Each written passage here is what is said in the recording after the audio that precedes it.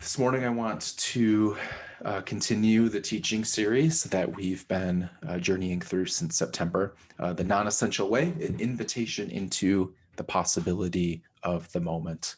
In this series, we've been doing our best to ask, what's real? What's essential? What's non-essential? What about life is essential? What about life is non-essential? What about life is actually even real?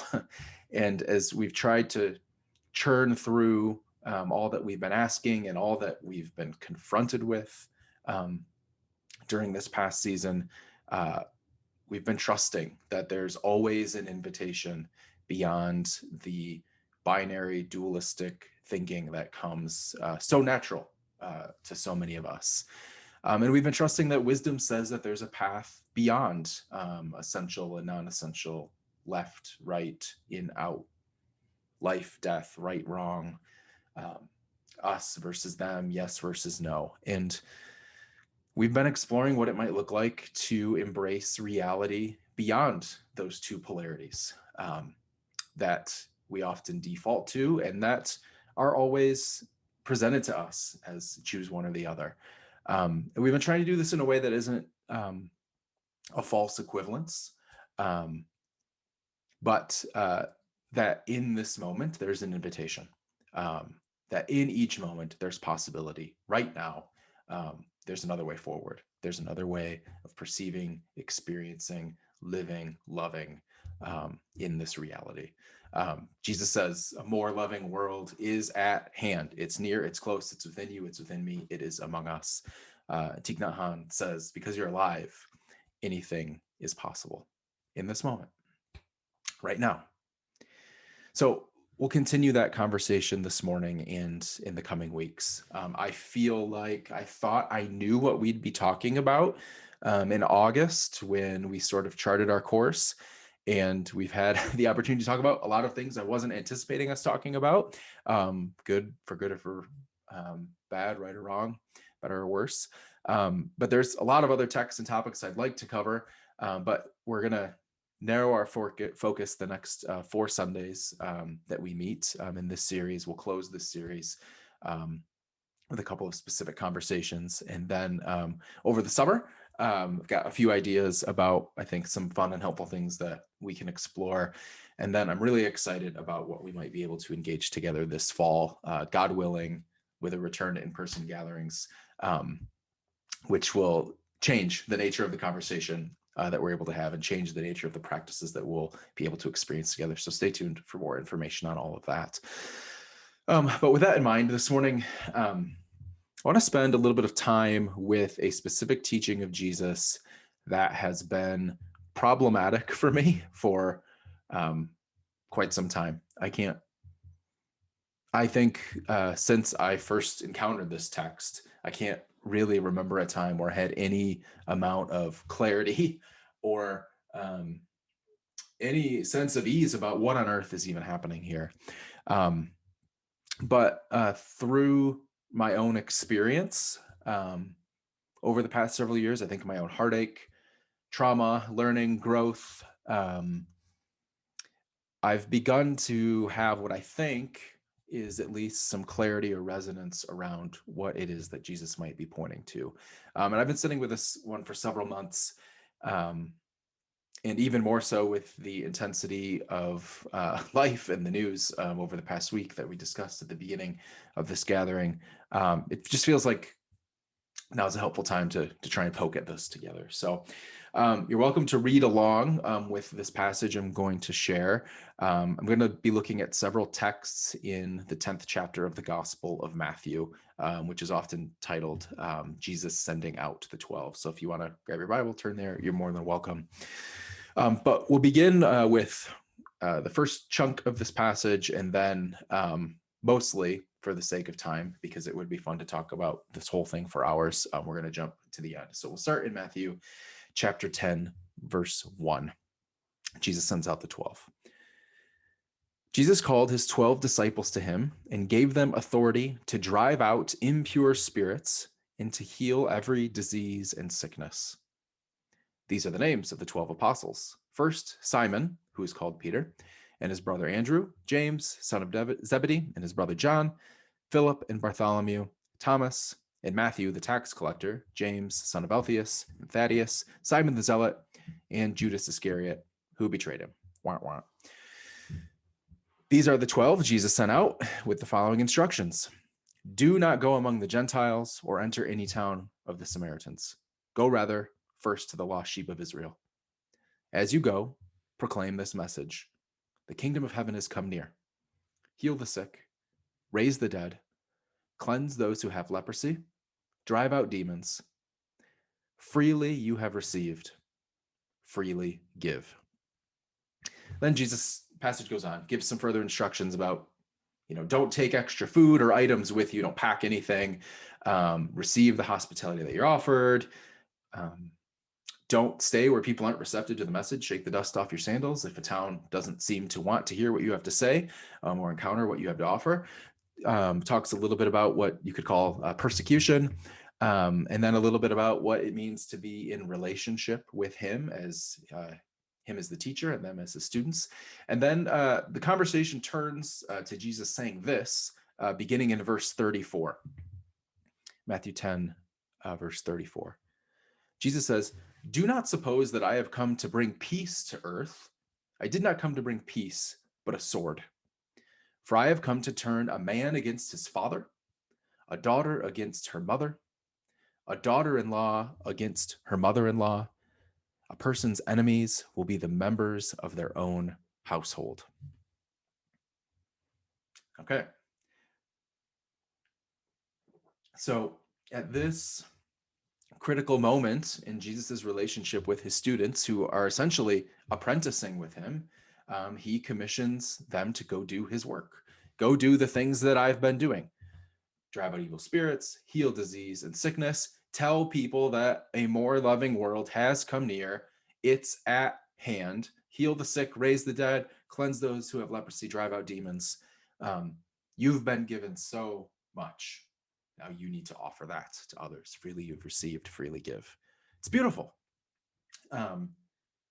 It's really a concise summary of the things that Jesus has been about, what a more loving world being at hand actually looks like in practice. He says, now you go do it.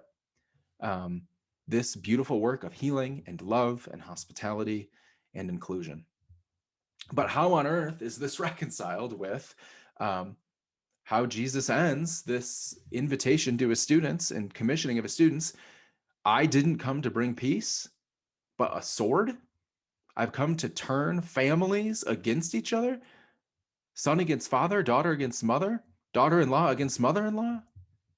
A person's enemies will be members of their own household. How is this beautiful message and work of healing, love, and hospitality and inclusion reconciled with this sort of violent, divisive, and radically exclusive words that he sums this up with?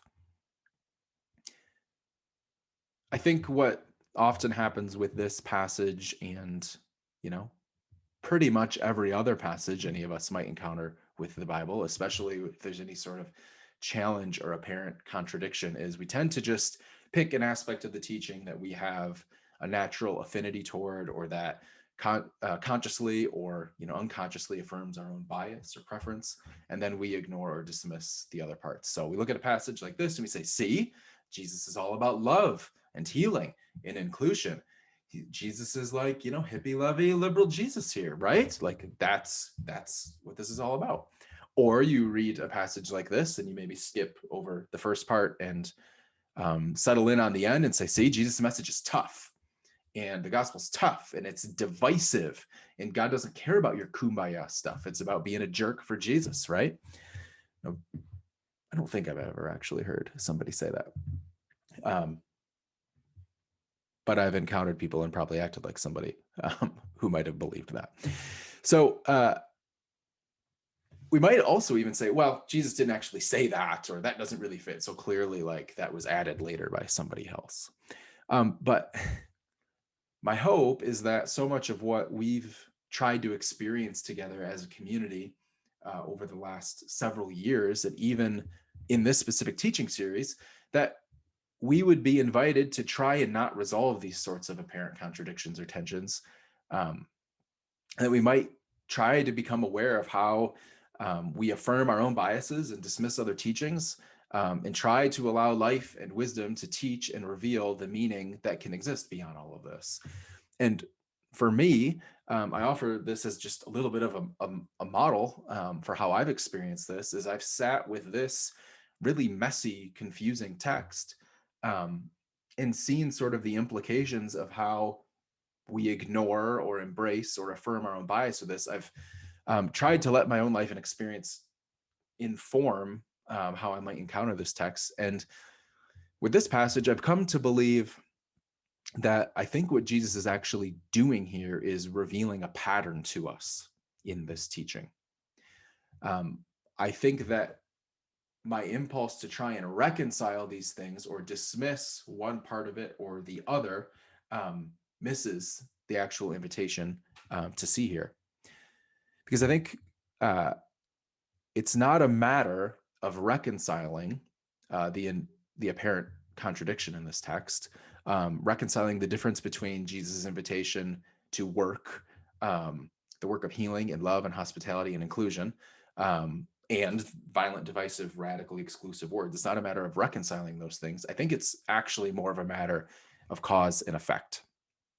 I think what is happening in this passage is Jesus is saying, if you do these things and you teach these things and you do this work, if with your words and your work you proclaim that a more loving world is at hand and has come near, if you heal, if you love, if you include anybody who's willing to encounter you, then the natural human response to this sort of life, to these words and this work, both individually and collectively, is going to feel a lot less like peace and a lot more like a sword. It's going to feel like the human response to this sort of wide, open, loving inclusion and embrace is going to feel a bit like family members tearing themselves apart. It's going to feel a bit like enemies in our own household, which is probably meant both literally and metaphorically. And I'm sorry if this passage is, describing holiday memories with your specific family. I think what is happening in this passage is Jesus is revealing that the love and inclusivity of Jesus is inherently divisive and exclusive. That the message of a kingdom of God, of a more loving world, love in its purest form, that we see embodied in Jesus, this radical hospitality and healing, is often immediately met with violence. And I think if we allow ourselves to encounter this story in that way as a bit of an archetype or a pattern, that you'd think love and embrace and inclusivity would bring about peace, but it actually brings about a violent reactive response from the majority of people, then all of a sudden the past 2,000 years makes a lot more sense, because it feels like for 2,000 years as a Christian religion and as a human race, we've been proving we can't handle that. Jesus saying, hey, maybe all people are worthy of love and full dignity, regardless of all the ways we discriminate and disqualify ourselves from belonging and from dignity. Maybe everybody is worthy, and we should go on the path of healing and inclusion and loving people exactly as they are. The response was, yeah, we need to kill that guy. And that's the pattern. That this way of life and this work and this message of love and inclusivity is inherently divisive and exclusive, that it will feel a lot less like peace and much more like a sword in how you receive a response. Okay, right here, I think, is the moment where if we allow ourselves to maybe encounter this text in this way, it'll feel really natural to then jump back into our own bias, or allow it to affirm our own preferences and bias, especially around politics and any sort of social issues. And it's also, I think, worth naming here that the word inclusive, which has been an important word in the story of our community, is actually, I think, a really problematic word in general because of how It's been politicized because of how it's come to mean different things in different spaces. And in many spaces, it's actually a really antiquated word. But all that aside, if we can hold that aside, I think the pattern that Jesus reveals in this teaching should push us beyond a lot of our thinking around inclusivity and love and justice. That it will push us beyond the way that we often encounter this reality. So let me speak a little bit from my own experience about this. Some of the most violently divisive, exclusive, dehumanizing experiences of my life have been in conservative, often Christian spaces, where I have experienced an abuse of power, witnessed arrogance and blindness and bias and explicit exclusion and discrimination, where so many people have been treated as less than human and not extended full human dignity and love. For example, if you work at a private school and you propose that all kids, regardless of their race, gender, identity, are worthy of love and dignity, and are worthy of being included. If you propose that in that space, you're going to be met with a sword. I don't know if you would believe some of the stories that I could share with you. And similarly, some of the most violently divisive, exclusive, and dehumanizing experiences of my life have been in progressive, often Christian spaces, where I have experienced an abuse of power, witnessed arrogance and blindness and bias and explicit exclusion and discrimination, where so many people have been treated as less than human. So, for example, if you're part of an inclusively Christian spiritual community and you propose that all people, regardless of their political or social views or religious background, are worthy of love and dignity and invitation and inclusion, you'll be met with a sword. I don't know if you would believe the stories I could tell you. I have experienced both of these realities. And of course, without question, with my own blindness and bias and arrogance and all of my rough edges, I've unintentionally participated in and perpetuated both of these realities in both of these sorts of spaces, of course. But I think it's really important to name that this way of life that Jesus models, embodies, prescribes, commissions, and invites us towards will often feel a lot less like peace and will be met with a sword, but that this is not just a conservative problem. And this is not just a progressive problem. This pattern is present everywhere. And it has been present in all sorts of predictable and unpredictable places and spaces for the past 2,000 years.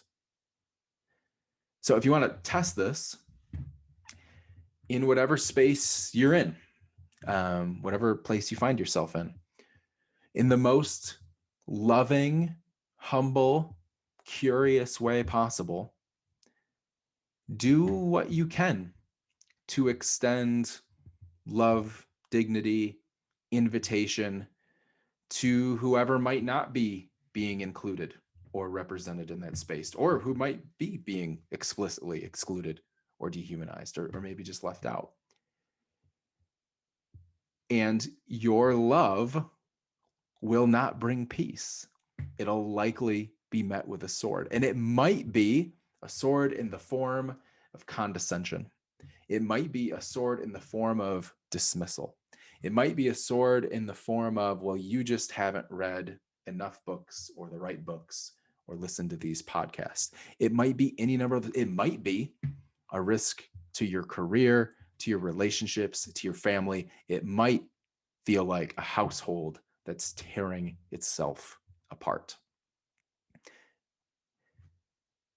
While the idea that there's a table being set for both the oppressed and the oppressor, Republicans and Democrats, Christians and Muslims, liberals and progressives, racists and anti-racists, male and female, slave and free, Jew and Gentile, while this seems like such a hopeful and peaceful image, that doesn't actually fit with many of the stories that we all live in, which at the end of the day, these stories are often about how I'm in, how I'm safe, how I'm further along, how I can see and other people can't, how I get it and other people don't.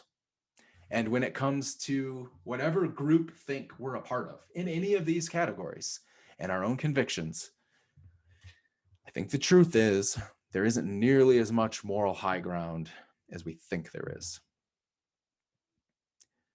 Injustice, individual and systemic, dehumanizes and causes unspeakable harm. But it is also possible to dehumanize yourself and others in how you go about the work of justice.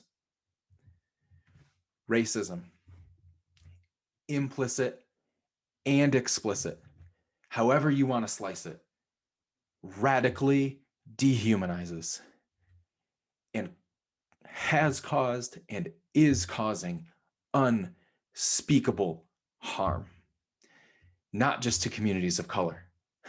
It dehumanizes everyone involved. But it's also possible to dehumanize yourself and others in how you go about anti-racism work. Exclusivity, discrimination, especially in religious spaces, dehumanizes and causes unspeakable harm. But it's also possible to dehumanize yourself and others and how you go about trying to be a more inclusive person. And we can say, of course, love is the answer to this. It's our origin and it's our hope and it is our destiny. But if we're not careful, it's also possible to dehumanize yourself and others in how you go about trying to build a more loving life and more loving world, even with the most righteous and just causes, with the best of intentions. We can unintentionally perpetuate the same kind of dehumanization that's present in the problem we're trying to solve. I think we have to be really careful with how we go about the work as individuals, as a collective, as a community, of trying to forge a path towards a more loving community and a more loving world. I think the life and teachings of Jesus insist that a more loving world can only come through every person being extended dignity through healing, empathy, compassion, curiosity, invitation, learning, seeing, and hearing. Every person being extended that dignity. And this doesn't mean, I want to be really clear, this doesn't mean that all views or perspectives or ideas or worldviews are equally valid. But it does mean that all people are. And it doesn't mean that there's fine people on both sides. But it means there are people on both sides. Humans, people, worthy of love and dignity. And this path forward can only come through each of us growing in our capacity to offer that compassion, curiosity, empathy, invitation, a willingness to see and hear everybody. The reason this passage provokes so much for me is because the space that I've been in this past season, whether it's in some more conservative spaces or more progressive spaces, whether it's the horror of systemic racism and police brutality and gun violence that is being uncovered. It's so easy for me to just say, burn it all down. Burn it all down. But if I'm honest, what I mean by that in my heart is that burning includes a whole lot of people that I think are the problem. And that if I'm honest, I think I'm just better than, more aware than, that I see they don't. I get it. They don't. They're the problem. The teacher and writer Mirabai Starr says that love is the fire that burns down the structures that oppress people and degrade the planet. Injustice is the phoenix that rises from these ashes. Love is the fire that burns down the structures that oppress people and degrade the planet. Justice is the phoenix that rises from these ashes. So let's burn it all down. May it be so in my life and in yours.